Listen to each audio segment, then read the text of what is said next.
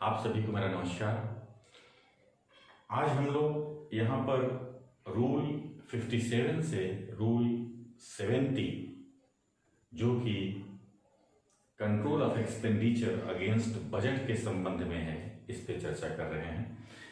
इसके पूर्व हम लोगों ने इसी चैप्टर में यानी budget formulation and implementation chapter में रूल 42 से रूल 56 तक हम लोगों ने ये जाना था कि बजट में जब हम रिसीट का या एक्सपेंडिचर का एस्टिमेट करते हैं तो वो कैसे करते हैं, फिर उसको पार्लियामेंट में कैसे बजट ऑफ ग्रांट कैसे प्रस्तुत करते हैं, फिर जब अप्रूव हो जाता है तो फिर वो जो ग्रांट या एप्रोप्रिएशन बन जाता है उसको हम कैसे कंसर्न मिनिस्ट्री को वापस करते हैं, कैसे उसको बताते हैं। अब चूंकि जब पार्लियामेंट ने किसी डिमांड फॉर ग्रांट जो पार्लियामेंट में प्लेस हुआ था, अब उसको पार्लियामेंट ने अप्रूव कर दिया है तो वो ग्रांट बन गया, वो एप्रोप्रिएशन बन गया।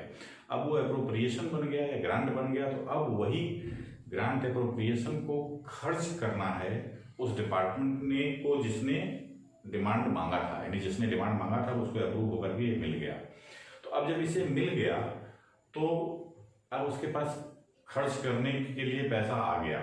तो अब जो पैसा खर्च करने के लिए आया उसको कैसे खर्च किया जाए, उसको खर्च करने का तरीका क्या हो, कौन सी मैकेनिज्म हो, ये सारी बातें इसमें कही गई हैं रूल 57 से रूल 70 के अंतर्गत।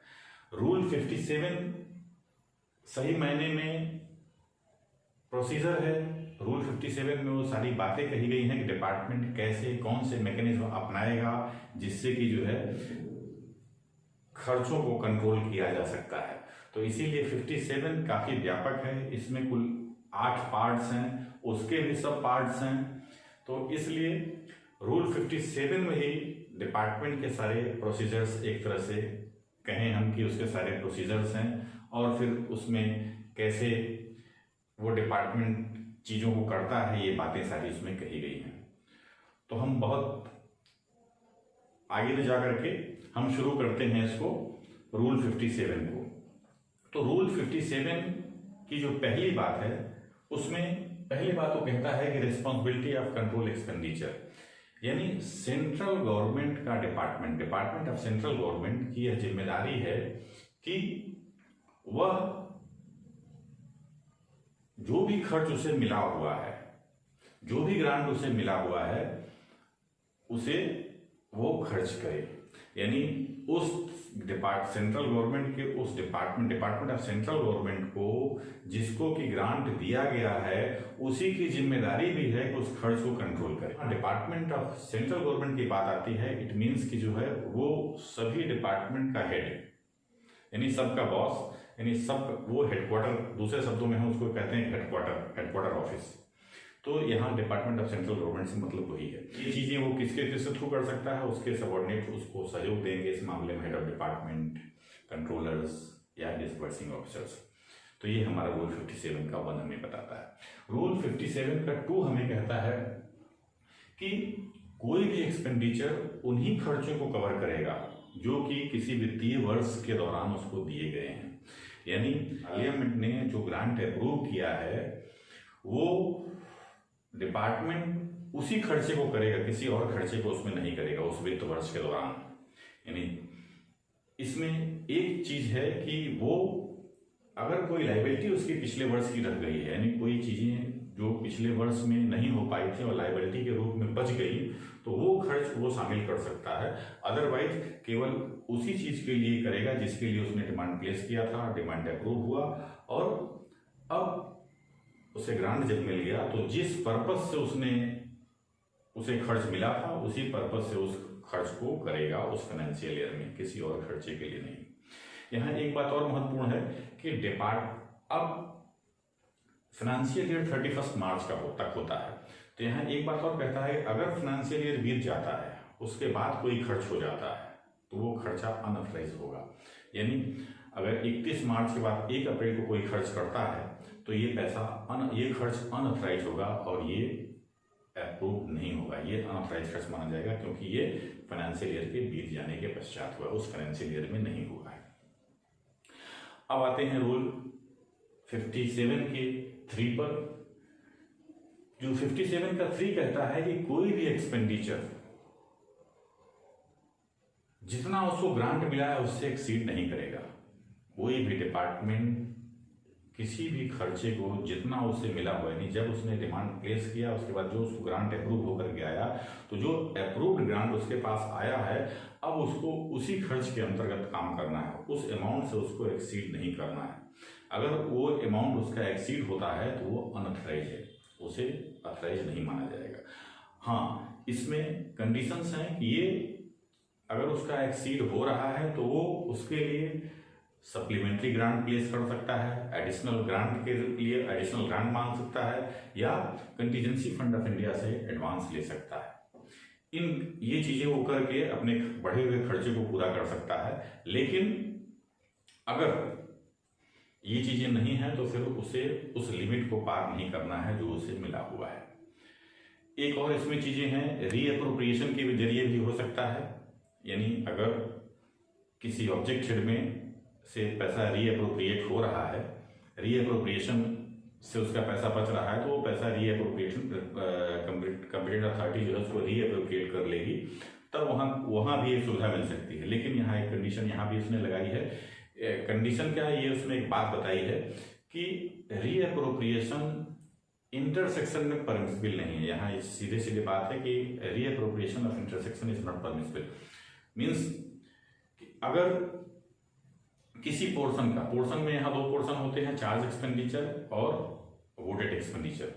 तो वोटेड एक्सपेंडिचर एक पोर्शन है, चार्ज एक्सपेंडिचर एक पोर्शन है। तो वोटेड एक्सपेंडिचर में भी जो है रेवेन्यू अकाउंट और एक्सपेंडिचर अकाउंट होता है, और चार्ज एक्सपेंडिचर में भी रेवेन्यू अकाउंट और एक्सपेंडिचर अकाउंट होता है।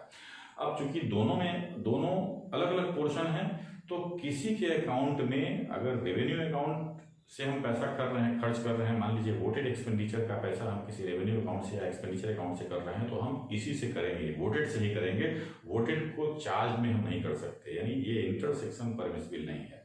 तो रीअप्रोप्रिएशन भी उसी ऑब्जेक्ट में होगा, उसी पोर्शन में होगा। जैसे चार्ज एक्सपेंडिचर का है तो चार्ज एक्सपेंडिचर के ही हेड में वो हो सकता है, उनके लास्ट हेड में उनकी प्राइमरी हेड जो भी ऑब्जेक्ट हेड होगा, या ऑब्जेक्ट हेड ना होकर के डिटेल हेड से हो सकता है। नहीं तो वोटेड अगर वोटेड एक्सपेंडिचर है तो वोटेड एक्सपेंडिचर के ही ऑब्जेक्ट हेड या डिटेल हेड या किसी भी हेड से होगा, तो वहां से होगा जहां अगर उसे अप्रूवल मिल गई, कंपिटेंट अथॉरिटी ने रीअप्रोप्रिएट करने की अप्रूवल दे दी है। तो ये हमारा 57 का 3 हमें बताता है। अब आते हैं 57 के 4 पे, जहां से डिपार्टमेंट के प्रोसेस शुरू हो जाते हैं, यानी डिपार्टमेंट कैसे काम करेगा ये बातें शुरू हो जाती हैं। अब रूल यहां शुरू करने से पहले हम थोड़ा सा ये बता दें कि जो डिपार्टमेंट होता है, डिपार्टमेंट में कौन कौन होता है। तो जैसा मैंने बताया कि डिपार्टमेंट ऑफ सेंट्रल गवर्नमेंट, उसके बाद होता है हेड ऑफ डिपार्टमेंट, इसको हम HOD कह लेते हैं, हेड ऑफ डिपार्टमेंट। फिर हेड ऑफ डिपार्टमेंट के साथ होता है DDO, drawing and disbursing officers, DDO। अब इधर जो है होता है प्रिंसिपल अकाउंट ऑफिसर, PAO, और एक प्रिंसिपल अकाउंट ऑफिसर्स के अंडर में कई पे अकाउंट ऑफिस हो सकते हैं जो अलग अलग डिस्ट्रिक्ट में हो सकते हैं। इसको भी PAO ही हम कहेंगे, PAO। तो अब जो अकाउंटिंग होती है कहीं पर भी, पैसा यहां से अथराइज होता है, DDO पैसा अथराइज करता है, फाइनल पेमेंट ये करता है। अब ये लोग अलग अलग हैं, अलग अलग रिपोर्ट करते हैं। DDO इनको रिपोर्ट करता है, PAO भी इनको रिपोर्ट करता है। इसीलिए HOD इन दोनों की चीजों का मिलान करता है। हेड ऑफ डिपार्टमेंट जो होता है वो DDO की अकाउंट की और PAO अकाउंट की अपने स्तर पे स्क्रूटनी करता है। तो ये एक प्रोसेस है, क्योंकि आगे जो 57 के 4 से हम शुरू कर रहे हैं, तो यहाँ एक प्रोसेस दिया हुआ है, तो हम इस प्रोसेस को तभी समझ सकते हैं जब हम जाने कि ये सब एक दूसरे से कनेक्ट हैं। यानी ये एक ट्राइंगल है और ट्राइंगल में पे अकाउंट ऑफिस भी एचओडी को रिपोर्ट करेगा, डीडीओ भी एचओडी को रिपोर्ट करेगा। एचओडी क्या करेगा, दोनों का मटेरियल, दोनों के खर्चे को कंपाइल करेगा और फिर भेज देगा कहाँ, डिपार्टमेंट ऑफ सेंट्रल गवर्नमेंट को, यानी जो अपने हेडक्वार्टर को, एचओडी अपने हेडक्वार्टर को भेजेगा, तो वो रिपोर्ट सही मानी जाएगी एक्सपेंडिचर के संबंध में। तो यहाँ आप शुरू करते हैं 57 के 4 से। 57 का 4 कहता है कि डीडीओ क्या प्रोसेस अपनाएगा। तो अब डिपार्टमेंट में जो प्रोसीजर अपनाए जाएंगे उसमें 4 से शुरू होता है डीडीओ के बारे में। तो कहता है डीडीओ क्या करेगा, डीडीओ सबसे पहले अब एक रजिस्टर तैयार करेगा, रजिस्टर ऑफ बिल तैयार करेगा, जो कि TR-28 नाम से होता है। TR-28, ये TR-28 ए नामक रजिस्टर है। इसमें वो क्या करेगा, सबसे पहले वो नोट करेगा, सबसे पहले उसमें ये बात लिखेगा कि ये पैसा कहाँ का है, यानी ये चार्ज एक्सपेंडिचर का पैसा है या वोटेड है। तो डीडीओ पहली बात करेगा, लिखेगा चार्ज का है या वोटेड है। अब उसको नोट करने के बाद फिर वो उसकी जो क्लासिफिकेशन है अकाउंट की वो नोट करेगा। पहले उसने किया, उसको अलग कर लिया, एक अपना रजिस्टर में पहला पार्ट उसने लिखा ये चार्ज, एक लाइन में चार्ज, एक तरफ चार्ज है, एक तरफ वोटेड है। अब उसके बाद चार्ज के बाद आएगा तो वो करेगा अकाउंट की क्लासिफिकेशन, यानी किस हेड का पैसा है, वो किस माइनर हेड का है, किस सब माइनर हेड का है, या किस हेड में वो पैसा रखना है, किस हेड से वो पैसा खर्च होना है, वो नोट करेगा उसमें। फिर उसके बाद अब उसने देखा, मान लीजिए पहले चार्ज एक्सपेंडिचर है, मान लीजिए कि जो है 50,000 रुपये इसमें चार्ज एक्सपेंडिचर के मद में माइनर, उस माइनर हेड में 50,000 रुपये इसने खर्च किए, तो 50,000। अब उसकी प्रोग्रेसिव टोटल कितनी थी, 50,000। मान लिए सैंक्शन था उसको 2 लाख, तो बचा 1.5 लाख, तो वहाँ प्रोग्रेसिव टोटल लिखेगा और बैलेंस लिखेगा। तो इस तरह से वो TR-28 में एंट्री करता जाएगा और उसकी पहले वो अलग कर देगा उसमें चार्ज और वोटेड के नाम से, फिर उसके बाद जो है उसका अकाउंटिंग जो है उसकी कर लेगा, यानी जो है क्लासिफिकेशन कर लेगा सही तरीके से, फिर उसकी प्रोग्रेसिव टोटल लिख लेगा और कितना उसको फंडेड आउट था, कितना बैलेंस बचा, ये करते हुए एक स्टेटमेंट अपना तैयार करता रहेगा इस TR-28 पर। तो ये काम डीडीओ करेगा। अब डीडीओ जब ये काम कर लेगा, इसको बना लेगा, तो फिर उसके बाद एक उसने जब रजिस्टर मेंटेन हो गया, तो अब इस अकाउंटिंग को जो उसने बनाया किया, GFR फॉर्म पे लिया, उसको हेड ऑफ डिपार्टमेंट को भेज देगा। हेड ऑफ डिपार्टमेंट अब उस चीज को जो इसने भेजा है 3 तारीख को, उसमें क्या करेगा, हेड ऑफ डिपार्टमेंट को जब भेजेगा तो साथ साथ में एक इसमें और चीज आएगी कि हेड ऑफ डिपार्टमेंट के पास जो जानकारी मिलती है खर्च की, वो डीडीओ से मिलती है और पे अकाउंट ऑफिस से मिलती है। तो कभी कभी कुछ चीजें ऐसी होती हैं कि पे अकाउंट ऑफिस कुछ इनवर्ड्स क्लेम या कुछ अंदरूनी पैसे खर्चे होते हैं जो पे अकाउंट ऑफिस सीधे सीधे कर देता है, जिसकी जानकारी डीडीओ को नहीं होती है। तो अब यहाँ पर डीडीओ को की ये जिम्मेदारी है कि इस तरह का कोई खर्चा अगर हुआ है तो वो उसको भी उसमें समाहित कर ले, यानी उसको भी उसमें एडजस्ट कर ले और तब ये रिपोर्ट अपने हेड ऑफ डिपार्टमेंट को भेजे। ये अभी हम आगे पढ़ेंगे कि उसका जो है कंपाइलेशन का तरीका क्या है, कैसे उसको कंपाइल करते हैं। लेकिन फिलहाल ये समझिए कि जो पे अकाउंट ऑफिस से जो पैसा इसको अभी तक नहीं मिल पाया, जिसका एडजस्टमेंट नहीं हो पाया, वो उसको एडजस्टमेंट भी कर लेगा और तब हेड ऑफ डिपार्टमेंट को 3 तारीख को, उस माह की 3 तारीख को वो सारी डिटेल्स भेज देगा।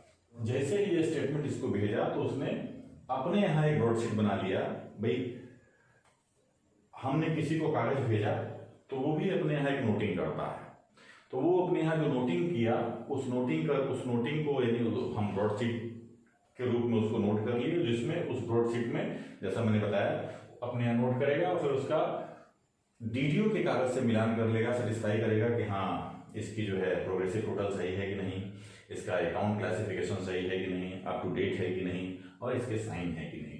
तो GFR 6 से इनके डीडीओ की चीज़ों को मिलान कर लेगा। अब जब वो सेटिस्फाई हो जाएगा कि हाँ ये जो चीज़ें इसने दी है वो जीएफआर फॉर्म जो है प्रारूप है 6 जीएफआर 6, उसमें जो अगर सही है तो फिर वो क्या करेगा, अब उसके बाद एक अलग हेड ऑफ डिपार्टमेंट एक अलग से एक स्टेटमेंट तैयार करेगा, एक स्टेटमेंट कंपाइल करेगा, वो जीएफआर 7 नामक फॉर्म पर होगा। यहाँ पर इस डिपार्टमेंट में मैं थोड़ा सा फिर से बोल दूं कि ये फॉर्म जो है प्रारूप है जिसपे उनको काम करना पड़ रहा है, यानी जीएफआर 5, 6, 7, 8, 9 ये सब प्रारूप हैं। तो ये प्रोसेस इसी प्रारूप पर हो रहा है कि गवर्नमेंट का इंस्ट्रक्शन है, ये मिनिस्ट्री ऑफ फाइनेंस का इंस्ट्रक्शन है कि वो जो भी अकाउंटिंग की जाएगी वो गवर्नमेंट के दिए गए प्रारूप पर ही होगी। ये उनके दिए हुए प्रारूप हैं, उसमें सब लिखा होता है किस माइनर हेड में किस डिस्ट्रिक्ट किस डीडीओ ने कितना खर्च किया, उसका प्रोग्रेसिव टोटल क्या है, तो उसमें उस प्रारूप में मेंशन होता है। तो अब यहाँ डीडीओ ने 5 बनाया था, इन्होंने 6 बना करके इसको हेड ऑफ डिपार्टमेंट ने 6 जीएफआर फॉर्म 6 जो है से उसको वेरीफाई किया। अब जब वेरीफाई कर लिया, एचओडी को लगा कि ठीक ठाक है, तो वो क्या करता है, फिर एक 7 जीएफआर 7 बनाता है, उसमें एक नया स्टेटमेंट एक कंपाइल करता है, नया स्टेटमेंट कंपाइल करता है। अब वो नया स्टेटमेंट जो होता है जीएफआर का, उसमें वो देखता है कि जो भी चीजें डीडीओ ने प्रोवाइड कराई थी, जो चीजें डीडीओ ने दी हुई हैं, उसकी टोटल सही है कि नहीं। फिर जीएफआर 5 में जो टोटल दिया हुआ है उससे उसका मिलान करता है 7 बनाते समय।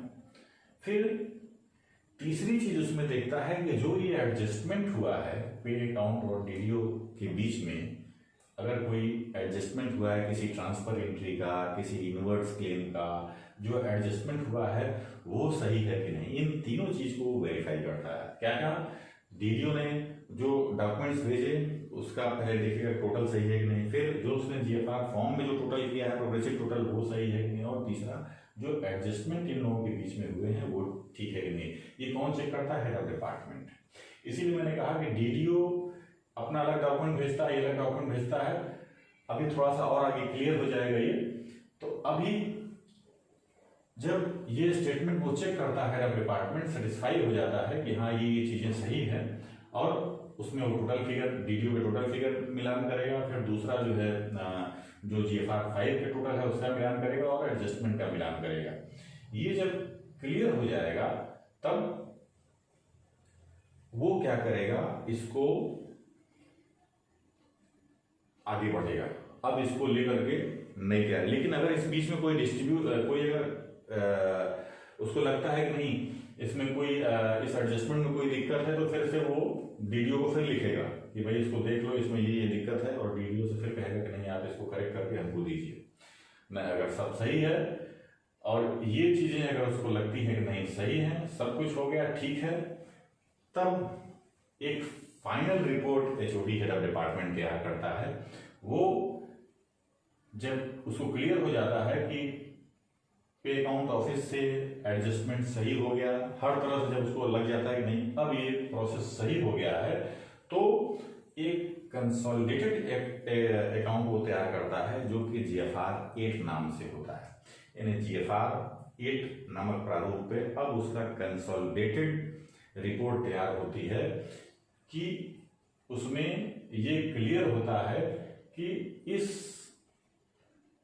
मद में इतना खर्चा इस महीने में हुआ। इस तरह से वो पूरा डिटेल्स बनाता है कि कितना खर्च अब तक उसके हो गए, एक महीने में कितने खर्च हुए, दूसरे महीने में किस मद में कितने खर्च हुए, किस माइनर हेड किस हेड वाइज सारे उसमें डिटेल्स आ जाती है। तो इस तरह से हेड ऑफ डिपार्टमेंट अपनी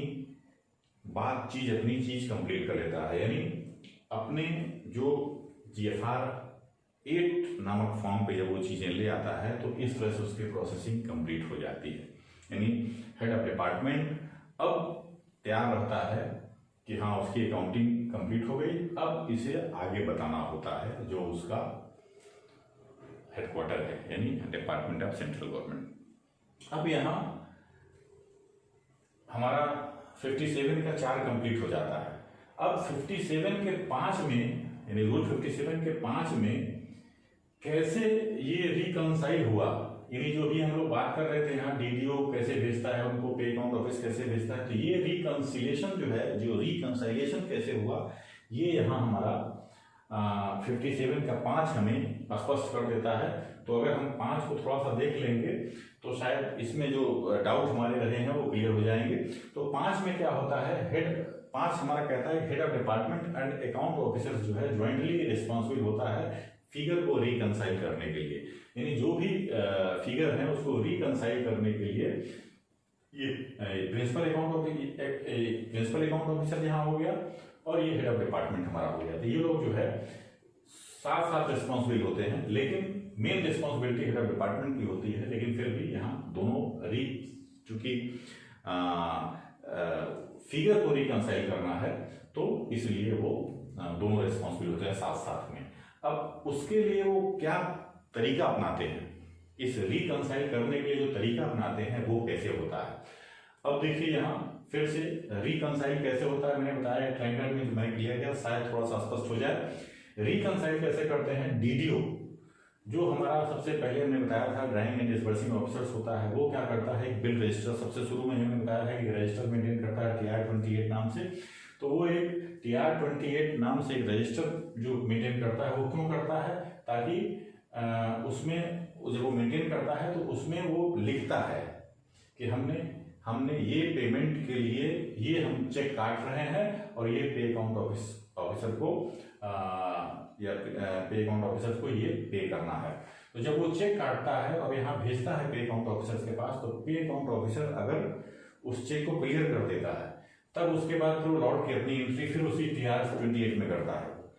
अब मान लीजिए किसी कारण से वो चेक नहीं हो पाया पेमेंट, तो कोई प्रॉब्लम आ जाएगी, तो उसमें क्या होगा कि वो गड़बड़ी हो गई या कुछ देर हुई या कोई बात हुई, उसमें किसी कारण से कुछ दिक्कत हुई कि यहाँ एडजस्टमेंट नहीं हो पाया, तो एक उसमें एक लैकुना आ जाता है।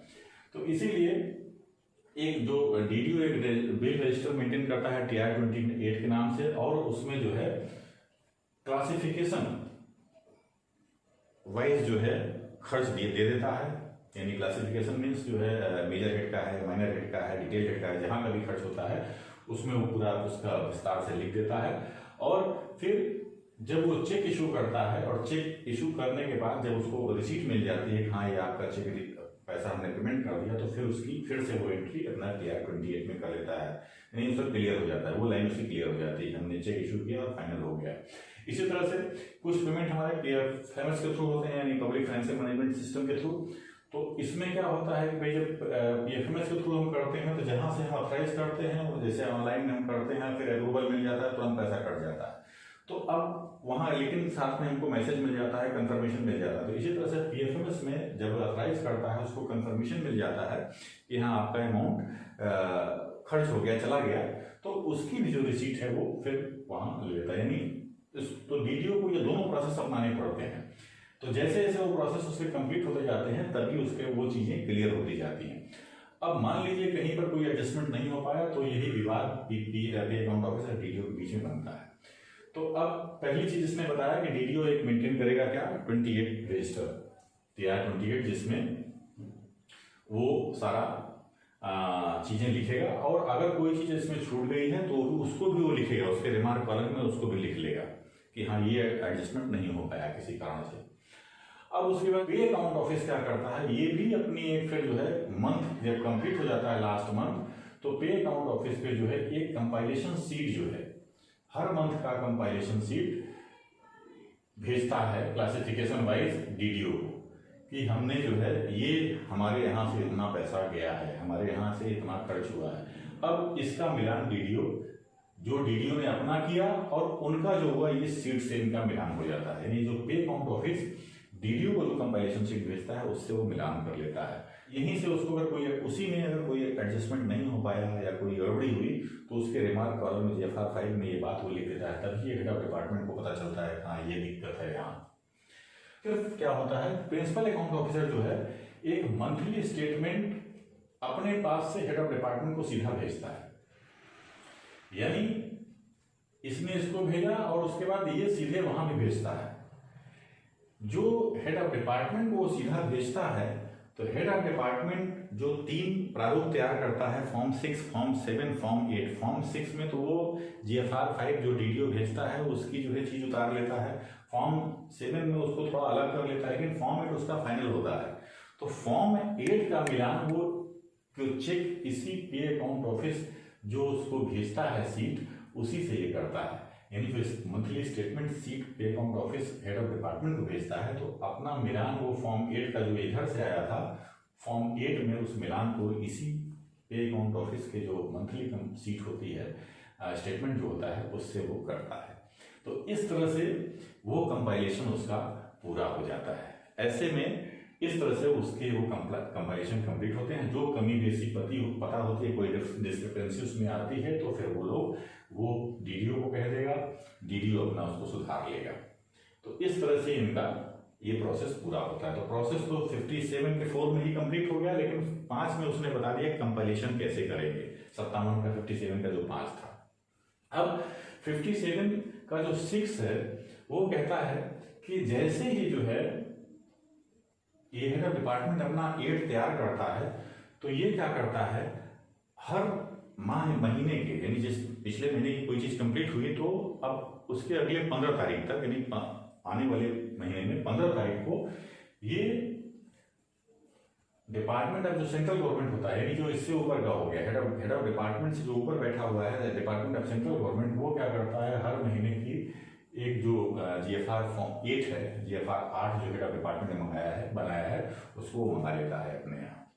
GFR 8 मंगा करके वो उसमें देख लेता है, उसका जो है कि हाँ जो चीज़ें कही गई हैं इसमें ठीक है, उसके टोटल वो देख लेता है, प्रोग्रेसिव टोटल उसका क्या है, और उसमें जो है जो हेड ऑफ डिपार्टमेंट ने प्रोग्रेसिव टोटल दिया है हर महीने का, अगर उसमें कोई मान लीजिए अंतर आ गया, मान लीजिए अप्रैल से शुरू किया उसने, दिसंबर में जाकर के उससे प्रोग्रेसिव टोटल में कहीं कुछ हर महीने का भेजता रहा, और जब वो वहाँ जोड़ किया उसने हेड ऑफ डिपार्टमेंट ने, यानी हेडक्वार्टर ने, यानी डिपार्टमेंट ऑफ सेंट्रल गवर्नमेंट ने, उसमें कहीं उसको गड़बड़ी लग गई कि अरे दिसंबर का और सब करते करते लास्ट में उसको लगा अरे इसका तो अमाउंट तो ज़्यादा आ रहा है जो सीट भेजी है इसने हर महीने की। तो उसको उसके लिए अब वो हेड ऑफ जो हेडक्वार्टर है उसके पास टाइम नहीं है कि आपको बैक करके सुधर पाएगा, तो उस समय वो क्या करता है, उसको कम ज़्यादा करके, यानी उसको माइनस करके, माइनस एंट्री करके या प्लस एंट्री करके, अगर कम है तो माइनस एंट्री, प्लस एंट्री, और अगर ज़्यादा है तो माइनस एंट्री करके उसको उस समय एडजस्ट करता है, इनको सूचना देता है कि अपने यहाँ पे काउंट ठीक कर दो। वो वापस नहीं करता कि नहीं आप जाओ उसको फिर से सही करो, ऐसा नहीं, क्योंकि अब हेडक्वार्टर के पास पहुँच गया, तब वो सीधे मिनिस्ट्री के लेवल पर जाना है। अब वहाँ से फिर बैक होगा तो प्रोसेस बहुत, फिर पता चला काउंट हो ही नहीं पाएगा कभी, तो इसलिए ये चीज़ें की जाती हैं। तो जो GFR 8 है वो हेड ऑफ डिपार्टमेंट भेज देता है डिपार्टमेंट ऑफ सेंट्रल गवर्नमेंट को 15 तारीख को, और डिपार्टमेंट ऑफ सेंट्रल गवर्नमेंट उसमें देखता है प्रोग्रेसिव टोटल, और अगर उसमें कोई डिस्क्रिपेंसी पाई जाती है तो उसका वो सुधार कर लेता है वहाँ, वहीं पर इनको सूचना दे करके इस तरह से ये कर दो, उसमें वापसी नहीं होती। फिर उसके बाद अब चूंकि डिपार्टमेंट ऑफ सेंट्रल गवर्नमेंट यानी हेडक्वार्टर ऑफिस जो फाइनल हमारा डिपार्टमेंट है, अंतिम डिपार्टमेंट है, उसी की जिम्मेदारी है। फाइनली मैंने शुरू में ही बताया कि डिपार्टमेंट ऑफ सेंट्रल गवर्नमेंट की जिम्मेदारी है एक्सपेंडिचर को कंट्रोल करने की, फाइनली अल्टीमेट रिस्पॉन्सिबिलिटी उसी की है। तो अब उसके साथ साथ अगर मान लीजिए कोई किसी प्रोजेक्ट में कोई काम चल रहा है, कोई स्कीम में काम चल रहा है, कोई बड़ी स्कीम है, अब काम तो हेड ऑफ डिपार्टमेंट या नीचे लोग कर रहे हैं, और जहाँ काम हो रहा है वहाँ हो रहा है, लेकिन उसको वॉच करना है उसको, तो उस स्कीम के बारे में भी जो है वो डिपार्टमेंट ऑफ सेंट्रल गवर्नमेंट उस स्कीम के बारे में पूरी जानकारी रखता है कि उस स्कीम, कोई स्कीम मान लीजिए कोई बड़ा प्रोजेक्ट चल रहा है, कोई बड़ी बिल्डिंग, कोई जो है बड़ा ऑफिस खोला जा रहा है, कोई इंस्टीट्यूट है, कोई ट्रेनिंग इंस्टीट्यूट है, इस टाइप की कोई चीज़ें बन रही है, तो उसकी प्रोग्रेस वो डिपार्टमेंट ऑफ सेंट्रल गवर्नमेंट यानी हेडक्वार्टर ऑफिस जो होगा वो लेता रहेगा कि कितना काम हुआ उस स्कीम के अंतर्गत, कितना पैसा लगा अभी तक, कितना बचा, कितना अभी उसमें जो है काम होना है, कोई एक्सेस तो नहीं हो रहा है, ये सारी जानकारी वो हेड ऑफ डिपार्टमेंट या कंट्रोलर से वो लेता रहता है। इस वजह से अब जब ये सारी जानकारी वो ले लेता है तो फिर फाइनली क्या करता है डिपार्टमेंट ऑफ सेंट्रल गवर्नमेंट या हेडक्वार्टर जो भी है सही मायने में, तो यहाँ GFR में डिपार्टमेंट ऑफ सेंट्रल गवर्नमेंट नाम है, तो फाइनली वो क्या करता है, एक ब्रॉडशीट तैयार करता है बेस्ड ऑन GFR 8 के, यानी जो हेड ऑफ डिपार्टमेंट ने जो प्रारूप भेजा है GFR 8 में, उसी के अनुरूप वो सब अपना जब मिलान कर लेता है, अपने यहाँ उसको उसका वेरिफिकेशन कर लेता है, अपना वेरीफाई कर लेता है, तब एक फाइनल वो GFR 9 ब्रॉडशीट एक तैयार करता है, जो कि GFR 9 के नाम से होता है। यानी उस प्रारूप जो है GFR 9 होता है, उस पर एक तैयार करके और अपने पास वो रख लेता है। वो जो GFR 9 तैयार होता है वो सभी हेड ऑफ डिपार्टमेंट का अलग अलग वो तैयार करके रख लेता है। यानी प्रत्येक हेड ऑफ डिपार्टमेंट का ब्रॉड शीट GFR 9 नामक प्रारूप में वो अलग अलग तैयार करके रख लेगा। यानी एक head department of central government के, यानी एक हेडक्वार्टर ऑफिस के पास कई हेड ऑफ डिपार्टमेंट हो सकते हैं। तो इस तरह से हमारी ये प्रोसेसिंग तैयार कंप्लीट हो जाती है। यानी 57 में हम फिर कंप्लीट कर लेते हैं कि हाँ हमारा ऐसे अकाउंटिंग प्रोसेस होता है। फिर उसके बाद बात आती है 58 में, रूल 58 जो है लाइबिलिटी रजिस्टर के मेंटेन करने से संबंधित है। यानी जैसा मैंने बताया था कि पिछले साल मान लीजिए कोई चीज़ बच गई, कोई काम ऐसा था जो हो रहा था और नहीं हो पाया किसी कारणों से, अब वो हमारी लाइबिलिटी हो गई, हमें वो काम करना ही है। तो ऐसी सिचुएशन में वो एक लाइबिलिटी रजिस्टर जो कि GFR 3 नामक प्रारूप पे होता है वो रखा जाता है, और उसमें हम उस लाइबिलिटी को लिख लेते हैं कि जो हमारी लाइबिलिटी, मान लीजिए इस साल में काम हो रहा है, हमारा कोई काम बच गया, वो काम नहीं हो पाया, पैसा खर्च खत्म हो गया, तो वो हमारी लाइबिलिटी हो गई, और उसे फिर GFR 3 नामक प्रारूप पे उसको ले लिया जाता है उस लाइबिलिटी को, ताकि वो अगले समय में फिर पूरा हो, जब अगला ग्रांट मिलेगा तो उसमें पूरा होगा। फिर बात आती है रूल 60 की। रूल 60 हमारा है control of expenditure responsibility. Expenditure को कंट्रोल करने की रिस्पॉन्सिबिलिटी किसकी है? रूल 60 हमें बताता है कि एक्सपेंडिचर को कंट्रोल करने की रिस्पॉन्सिबिलिटी उसी की है जो उसको एडमिनिस्टर कर रहा है, यानी जिसका एडमिनिस्ट्रेशन उसके पास है उसी की रिस्पॉन्सिबिलिटी है। मान लीजिए जैसा मैं वहां तो जिम्मेदारी हेड सेंट्रल गवर्नमेंट, लेकिन डिपार्टमेंट ऑफ सेंट्रल गवर्नमेंट की हो गई, लेकिन अगर मान लीजिए कोई प्रोजेक्ट तैयार है, वो हेड ऑफ डिपार्टमेंट के जिम्मे है, हेड ऑफ डिपार्टमेंट को सारा पैसा खर्च करना है, उसमें अथराइज करना है, तो और वो एडमिनिस्ट्रेशन उसी के पास है, यानी सारा एडमिनिस्ट्रेशन उसमें है, उसी के चीज दिशा निर्देशों में सब कुछ हो रहा है, सब कुछ उसी को देखना है, तो अल्टीमेट रिस्पॉन्सिबिलिटी फिर यहाँ शिफ्ट हो जाती है। यानी उसके पास रिस्पॉन्सिबिलिटी होती है जो इसको एडमिनिस्टर कर रहा है, यानी जिसमें जो इसकी जिसका एडमिनिस्ट्रेशन जो है जिसके पास है उसकी रिस्पॉन्सिबिलिटी हो जाती है। रूल 61 है हमारा एक्सेस एक्सपेंडिचर से संबंधित, यानी अगर कोई एक्सपेंडिचर एक्सेस होता है तो क्या होगा। तो साधारणतः यहाँ दो बात कही गई है कि पहले तो अकाउंट ऑफिसर किसी भी कीमत पर जो है अलाउ नहीं करेगा अगर एक्सपेंडिचर एक्सेस हो रहा है। इसके लिए उसने क्लियर कट डायरेक्शन दे दिया है, अकाउंट ऑफिसर जो है किसी भी सूरत में अगर एक्सपेंडिचर उसने मिला कर लिया, ग्रांट उसका खत्म हो गया और एक्सपेंडिचर जो है अब नहीं है उसके पास पैसा, तो फिर वो अलाउ नहीं करेगा। क्लियर कट बात यहाँ है कि अकाउंट ऑफिसर जो होगा वो किसी भी अगर उसका बजट खत्म हो गया, ग्रांट खत्म हो गया और अब उसमें खर्चा बढ़ा करके करना है, तो वो उसके अलाउ नहीं करेगा, ये उसकी जिम्मेदारी है। दूसरी बात है कि जो फाइनेंशियल एडवाइजर या चीफ अकाउंटिंग ऑफिसर हैं वो इंश्योर करेंगे किसी भी कंकरेंस को देते समय, यानी जब कोई खर्च करना है तो उसके लिए फाइनेंशियल एडवाइजर की कंकरेंस चाहिए होती है, या चीफ अकाउंटिंग ऑफिसर जो होगा, जो यानी एडमिनिस्ट्रेटिंग अथॉरिटी जो होगा उसकी कंकरेंस चाहिए होती, तभी वो हम खर्च कर पाते हैं उस पर। मान लीजिए कोई काम हमको करना है, सपोज करिए कोई मशीन ही लेनी है ऑफिस के लिए, तो क्या होता है उस मशीन के बारे में फिर फाइल पुटअप होती है, फिर वो फाइनेंशियल एडवाइजर के पास आती है, वो देखते हैं कि हाँ नियम के अनुसार है तो अपनी कंकरेंस देते हैं, और फिर वो फाइनली अप्रूव होती है चीफ अकाउंटिंग ऑफिसर, यानी जो भी सेक्रेटरी होगा वहाँ या जो भी एडमिनिस्ट्रेटिव अथॉरिटी होगा उसके थ्रू फिर वो फाइनल हो जाती है, फिर वो पैसा खर्च किया जाता है।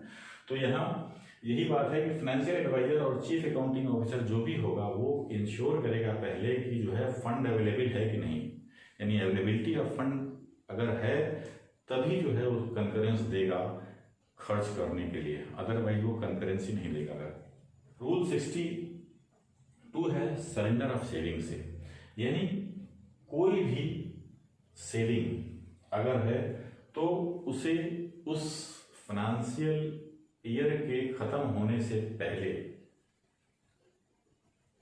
हमें फाइनेंस मिनिस्ट्री तक पहुंचा देनी है। तो मैंने बताया था यहाँ डीडीओ बताएगा हेड ऑफ डिपार्टमेंट को, फिर उसकी वहां तक सेविंग हुई। इस तरह से हर हेड ऑफ डिपार्टमेंट बताएंगे ministry of department of central government को कि हमारी इतनी सेविंग हुई, दूसरा डिपार्टमेंट बताएगा हमारी, और फाइनली जो है सारी सेविंग को वो जो डिपार्टमेंट ऑफ सेंट्रल गवर्नमेंट होगा वो फाइनली जो है मिनिस्ट्री को बता देगा, फाइनेंस मिनिस्टर को, भैया इतनी सेविंग हमारी हो रही है, ये हम नहीं खर्च कर पा रहे हैं। इसी तरह से दूसरी बात है कि कोई भी सेविंग, यानी कोई भी सेविंग सबसे पहले से ये हो गया कि हाँ उसको साल भर के यानी वर्ष खत्म होने के पहले ही उसको सरेंडर कर देना है, वर्ष नहीं खत्म होना है। वर्ष ऐसा नहीं है कि वर्ष खत्म हो जाए तब हम सरेंडर करें, ऐसा नहीं, उसके पहले ही सब होना है, यानी साल के फाइनेंशियल ईयर के खत्म होने के पहले ही सरेंडर हो जाना है। दूसरी चीज जो है कि कोई भी सेविंग जो है हमें इमीडिएट कर देनी है, सरेंडर कर देनी है, जिस समय पता चला उसी समय कर देनी है। हम इसलिए उसे नहीं रोके रहेंगे कि नहीं अभी हमारा जो है भविष्य में काम लगेगा, हम इसमें पूरा कर लेंगे, इस पर्पज से हम उसको रोकेंगे नहीं, या हम उसको बचाते रहेंगे नहीं हम अगले वाले साल में ले लेंगे, ऐसा नहीं करना है। उसको आपको खर्च कर देना है, उसको इमीडिएट सरेंडर कर देना है उस खर्चे को। फिर तीसरी बात है rush of expenditure. Rush of expenditure को अवॉइड करना है। अगर rush of expenditure in the month of March होता है तो ये ब्रीच ऑफ रूल समझा जाएगा, फाइनेंशियल रूल के अगेंस्ट है ये।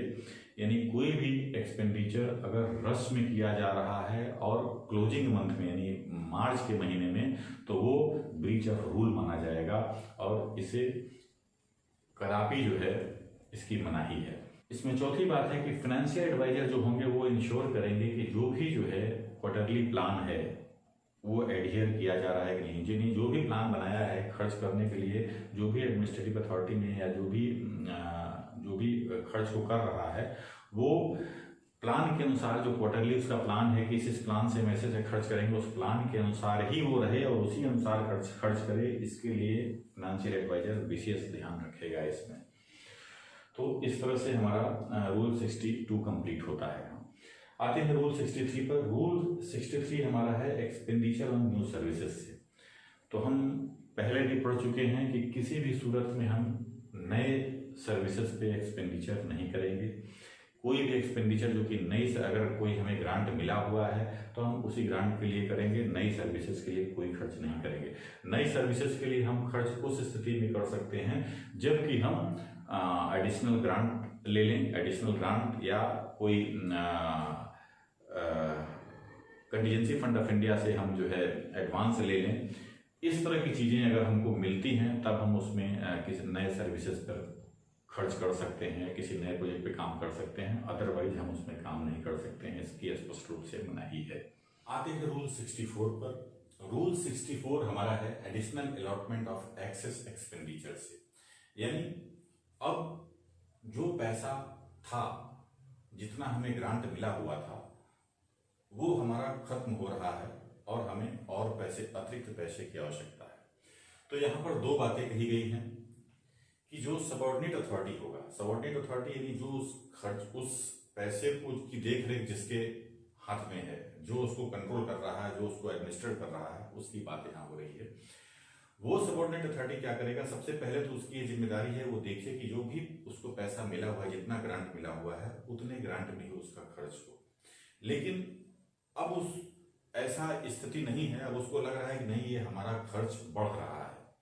तो अब उसका जब खर्च बढ़ रहा है तो ऐसी स्थिति में वो क्या करेगा, वो फिर एक सप्लीमेंट्री, एक एडिशनल डिमांड प्लेस करेगा। यानी जो उसको अतिरिक्त पैसा चाहिए वो उसको, उसके लिए वो एक डिमांड प्लेस करेगा। और अब जो एडिशनल डिमांड उसको प्लेस करना है, अब यहाँ उसकी वो लायबिलिटी बन रही है।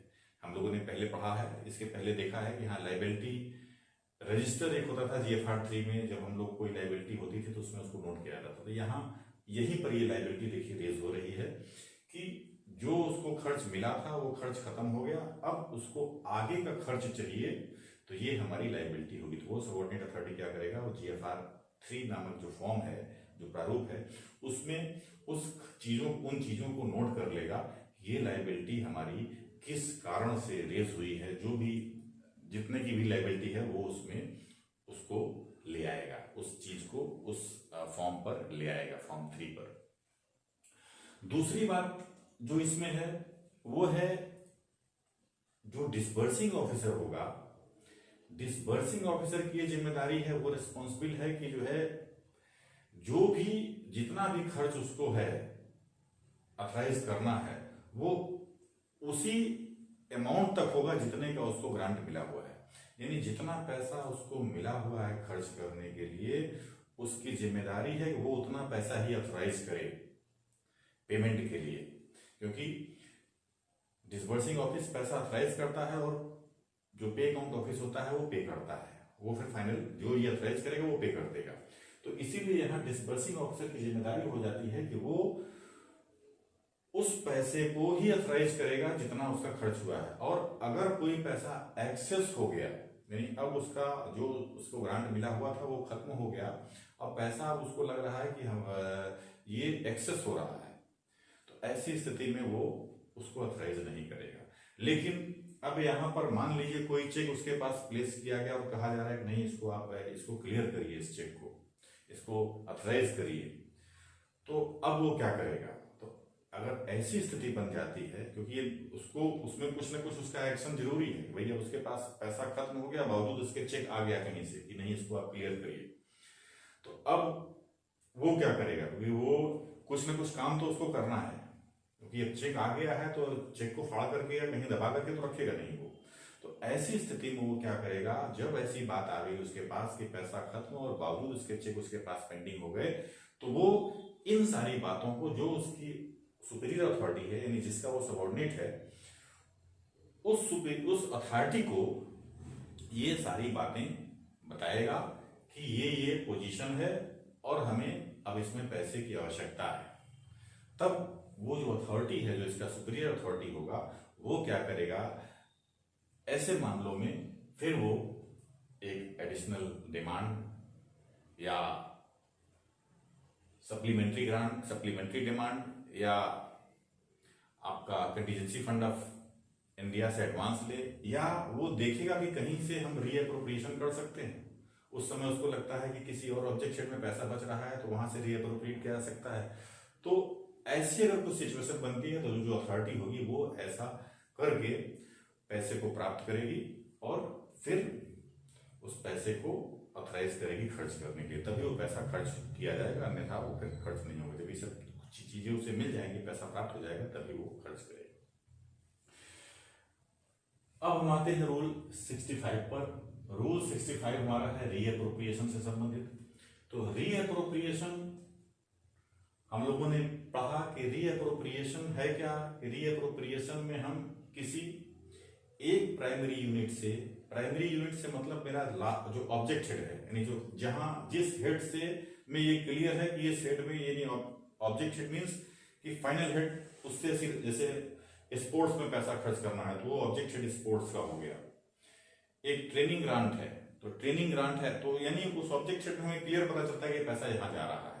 ऑब्जेक्ट हेड के ऊपर जो है डिटेल हेड होगा, उसके ऊपर माइनर हेड जो है का सब हेड होगा। तो इसलिए जो सब हेड का जो ऑब्जेक्ट हेड होगा उससे ही रीअप्रोप्रिएशन होना है। तो यहां जो रीअप्रोप्रिएशन की बात आती है तो सबसे पहली चीज है कि रीअप्रोप्रिएशन जो है कब होगा? रीअप्रोप्रिएशन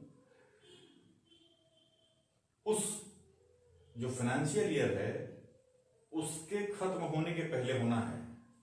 ये कभी भी हो सकता है, किसी भी समय फंड को रीअप्रोप्रिएट किया जा सकता है, लेकिन फाइनेंशियल ईयर के खत्म होने के पहले तक ही ये हो सकता है।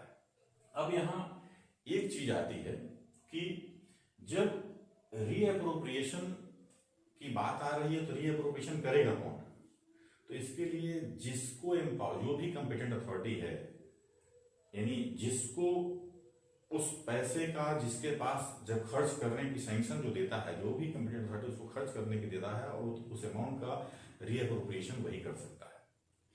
ये सारी चीजें डेलीगेशन ऑफ फाइनेंशियल पावर के जो पैरा 10 है उसमें ये बात कही गई है कैसे रीअप्रोप्रिएशन होगा, रीअप्रोप्रिएशन का तरीका क्या है। साथ ही साथ और भी जो है इस संबंध में मिनिस्ट्री के जो है गाइडलाइन और इंस्ट्रक्शन इशू समय समय पे आते रहते हैं कि कैसे रीअप्रोप्रिएशन करना है। तो ये चीज हमारी रूल 65 के 1 में क्लियर हो जाती है कि रीअप्रोप्रिएशन हम किसी भी समय कर सकते हैं, लेकिन उस फाइनेंशियल ईयर के खत्म होने के पहले तक ही ये मान्य है। उस फाइनेंशियल ईयर के बाद वो फिर रीअप्रोप्रिएशन का प्रोविजन नहीं होता है। दूसरी बात है इसमें कि रीअप्रोप्रिएशन जो है कब होगा, जब हमको ये पता चले कि उस ऑब्जेक्ट हेड में पैसा पूरा यूटिलाइज नहीं हो पाएगा। यानी ये पता चल जाए कि ये पैसा बच जाएगा, निश्चित रूप से बच जाएगा और ये खर्च नहीं हो पाएगा। तो ये चीज जब जो है वो अथॉरिटी देखता है, कंपिटेंट अथॉरिटी, हाँ यहाँ से पैसा बच रहा है और हमें एक मद में पैसे की जरूरत है, तो ऐसी स्थिति में फिर वो उस ऑब्जेक्ट हेड का पैसा वहां से रीअप्रोप्रिएट करके उस ऑब्जेक्ट में ले लेता है जहां उसको जरूरत होती है। तीसरी बात हमारी है कि रीअप्रोप्रिएशन हम कभी कभी होता है, जैसे मैंने बताया कि कई ऑब्जेक्ट हेड में पैसा मिलता है, जैसे स्पोर्ट्स का है, ट्रेनिंग का है, या हम कोई और काम कर रहे हैं उसका पैसा। तो ऐसी सिचुएशन में क्या है कि मान लीजिए हम देख लेते हैं कि हाँ हमारा ट्रेनिंग में हमको पैसा ज्यादा मिल गया है और ये हमारा पूरा खर्च नहीं हो पाएगा, हमें पता है कि हाँ लास्ट में इसमें निश्चित पैसा बच जाएगा। तो हम क्या करेंगे, जो है अभी ही जो है उसको लास्ट में दिखाएंगे, लेकिन हम अभी ये पैसे को रीअप्रोप्रिएट कर दें, उस फंड को डाइवर्ट कर दें एक जगह से। यानी वो जो मान लीजिए खेल का पैसा है, खेल के मद में जो पैसा है उसको हम ट्रेनिंग के मद में डाइवर्ट कर दिए, खेल वाला पैसा हमारा पूरा नहीं हो पाएगा। या ट्रेनिंग के मद में जो पैसा मिला उसको हम खेल के मद में अभी डाइवर्ट कर दिए कि ये बाद में नहीं होगा, लेकिन अभी हमने उसको अकाउंट में नहीं लिया। हमको ये पता है कि लास्ट में बच जाता है, इसलिए हम अभी इसका पैसा अभी यूज कर ले रहे हैं। ऐसा नहीं करना है। चौथी चीज है कि रीअप्रोप्रिएशन जब हम करते हैं तो इसके लिए एक एप्लीकेशन भाई हमको चाहिए। तो हमें कोई चीज चाहिए तो फिर उसका बाकायदा नोट बनता है, एप्लीकेशन होती है कि भाई हाँ हमें किस काम के लिए हमें पैसे की जरूरत पड़ रही है और कहाँ पैसा बच रहा है जिससे हम वहां से लेंगे। तो ये सारी बातें जो है, ये सारी चीजें हम GFR 1 नामक एक प्रारूप है जिसमें हम ये सारी बातें लिखते हैं कि ये चीज हम कहाँ से लेंगे, किस मद में हमारी जरूरत है, इसको हम उसमें मेंशन करते हैं GFR 1 में। और फिर उसके बाद उसको जो भी कंपिटेंट अथॉरिटी होता है उसको ऑथराइज करता है और वो पेमेंट होता है। अगर अमाउंट 1 लाख या इससे अधिक का है तो हमको पूरा रीजन देना पड़ता है उसमें कि क्यों ये पैसा बचा, वहां कितना मिला था और क्यों ये पैसा बच गया, और दूसरे में हम क्यों लगा रहे हैं उसको फिर बाकायदा हमको उसका डिटेल में एक रीजन तैयार करना पड़ता है। तब हम, अगर वो अमाउंट 1 लाख या 1 लाख से अधिक होता है तब, और हम रीअप्रोप्रिएशन कर रहे हैं ऐसी स्थिति में। अब आते हैं रूल 66 पर। रूल 66 हमारा है सप्लीमेंट्री ग्रांट से संबंधित। खर्च हमारे बढ़ रहे हैं और वो हमारे उस जो हमें बजट मिला है उस या ग्रांट मिला हुआ है उससे हमें वो पूरे नहीं हो रहे हैं, तो ऐसी स्थिति में सप्लीमेंट्री डिमांड प्लेस करते हैं। या कोई नई सर्विस आ गई जो कि बजट में इंक्लूड नहीं थी, या कोई नया इंस्ट्रूमेंट हमको उस काम के लिए जरूरत पड़ गया और वो हम लोगों ने पहले बजट में उसको इंक्लूड नहीं किया था। तो इन सारी चीजों को के संबंध में अगर कोई खर्चा, ऐसी चीजों पर अगर कोई खर्चा आता है तो उसके लिए एक सप्लीमेंट्री डिमांड प्लेस किया जाता है, जो कि आर्टिकल 115(1) में उसका प्रोविजन है। तो इसके अनुरूप हम लोग सप्लीमेंट्री ग्रांट प्लेस करके, डिमांड प्लेस करके उस ग्रांट को प्राप्त करते हैं। अब आते हैं रूल 67 पे। रूल 67 है advance from contingency fund of India से। तो अब कंटीजेंसी फंड ऑफ इंडिया से एडवांस हम कैसे प्राप्त करते हैं? तो कंटीजेंसी फंड ऑफ इंडिया से एडवांस प्राप्त करने के लिए वही चीजें हैं कि अगर कोई अनफोर्सिंग एक्सपेंडिचर, यानी कोई ऐसा एक्सपेंडिचर जिसके बारे में नहीं जानते थे, लेकिन यहाँ एक मुख्य चीज जो है वो ये है कि ये कंटीजेंसी फंड ऑफ इंडिया से हम तभी एडवांस ले सकते हैं जब हमें ये पता चल जाए कि हमारे पास इतना समय नहीं है कि हम इस डिमांड को प्लेस करें और इसकी फिर कंसेंट हम पार्लियामेंट से ले सकें। यानी जो है अब हम डिमांड जो प्लेस करेंगे, इसमें सप्लीमेंट्री डिमांड प्लेस करेंगे, अब वो पार्लियामेंट में जाएगा, वहां से पास होगा। हमारे पास इतना समय नहीं है, हमें समय, उस फाइनेंशियल ईयर में समय बहुत कम बचा है अब, और वो काम करना भी बहुत जरूरी है। तो ऐसी परिस्थिति में हम कंटीजेंसी फंड ऑफ इंडिया से एडवांस ले सकते हैं। दूसरी बात है कि उन चीजों के लिए भी एडवांस लिया जा सकता है, जैसे हम लोगों ने देखा था कि वोट ऑन अकाउंट, यानी जब हम वोट ऑन अकाउंट के रूप, जब हमारा जो है हम डिमांड फॉर ग्रांट जो है, जब हमारा डिमांड जो है पार्लियामेंट के पास गया और पार्लियामेंट का सेशन चल रहा है, यानी पार्लियामेंट से भी पास नहीं हुआ, तो डिमांड पार्लियामेंट में चला गया, पास नहीं हुआ, इस बीच में जो इस बीच के समय को कवर करने के लिए हमें पैसे की जरूरत थी। तो हमने क्या किया था, वोट ऑन अकाउंट प्लेस किया, तो उसमें हमको 2 महीने का खर्चा मिल गया कि हाँ भाई 2 महीने तक का आप खर्चा ले लीजिए और काम करिए।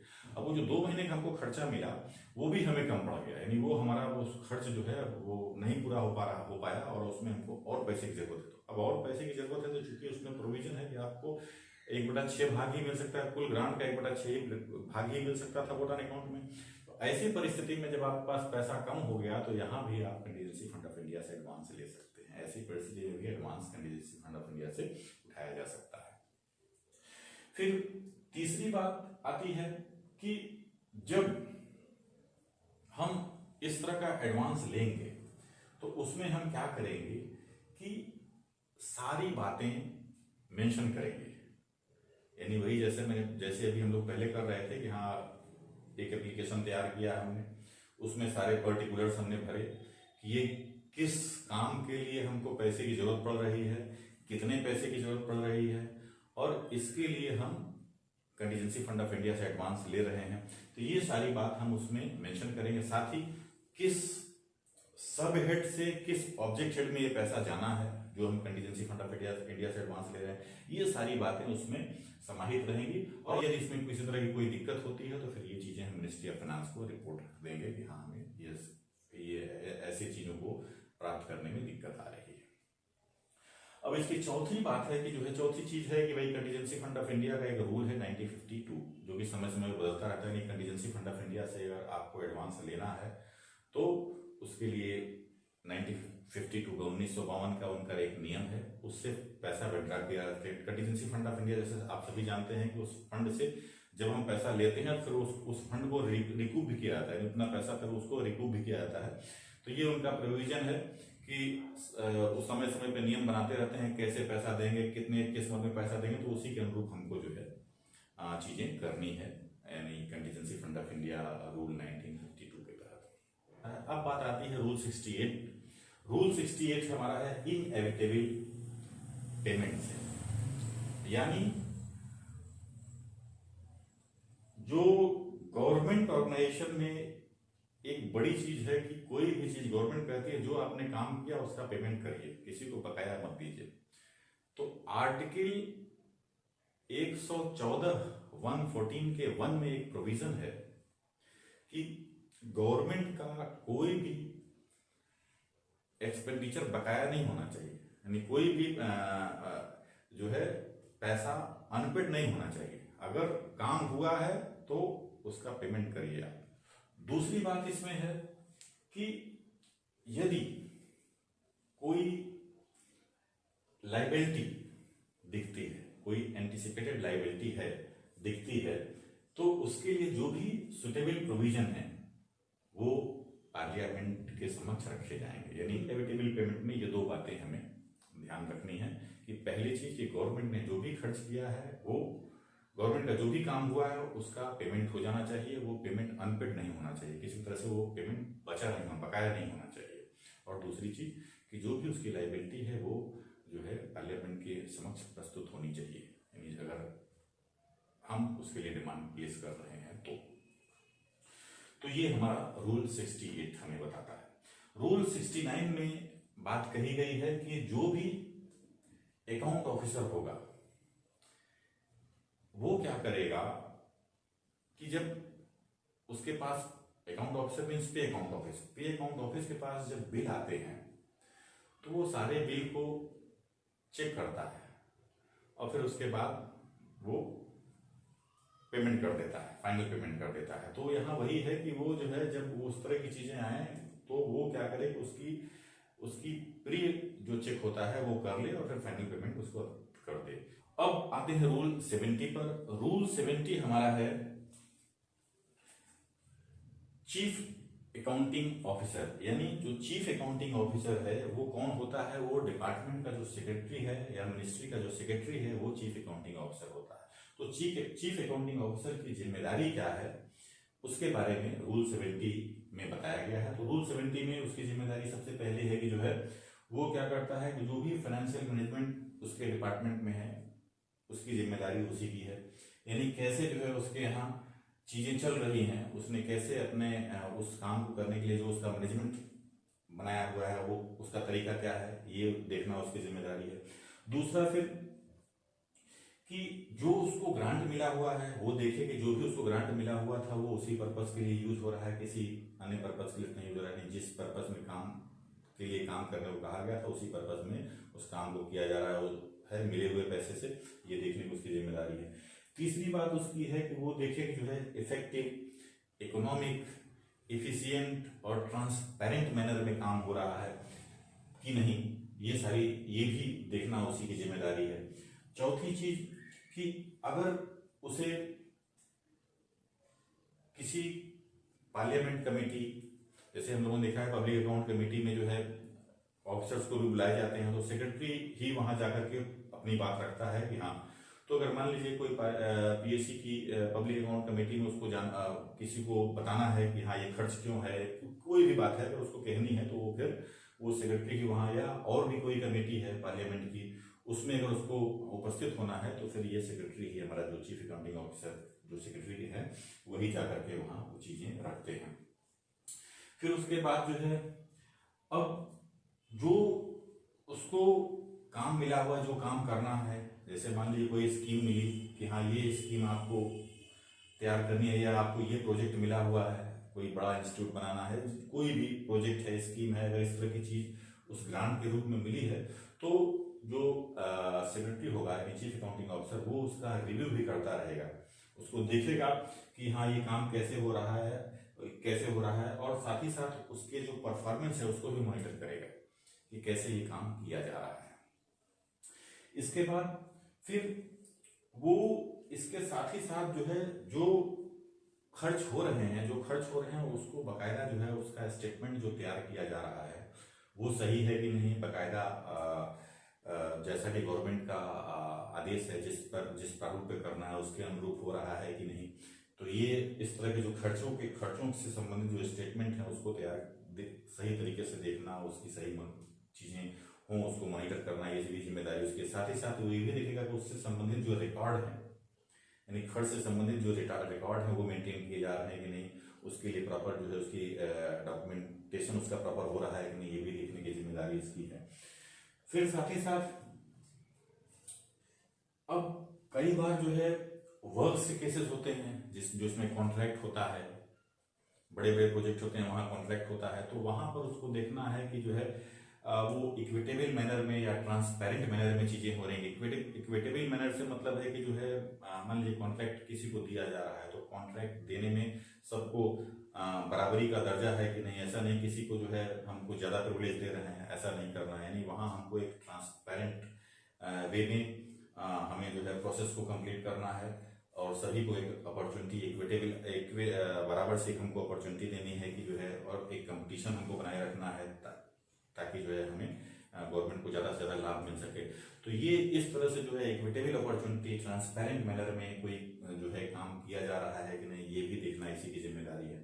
साथ ही साथ अपने डिपार्टमेंट में जिस डिपार्टमेंट का वो हेड है, जिस डिपार्टमेंट का सेक्रेटरी है, उस डिपार्टमेंट में भी वो ये देखेगा कि जो उसका डिपार्टमेंट गवर्नमेंट का जो रेवेन्यू है उसको सही तरीके से कलेक्ट कर रहा है कि नहीं, यानी गवर्नमेंट के सारे रेवेन्यू को कलेक्ट कर ले, सही तरीके से करे और सही प्राप्त हो रहे हैं जो भी गवर्नमेंट के हैं वो सही तरीके से मिल जाए, ये भी देखने की उसकी जिम्मेदारी है।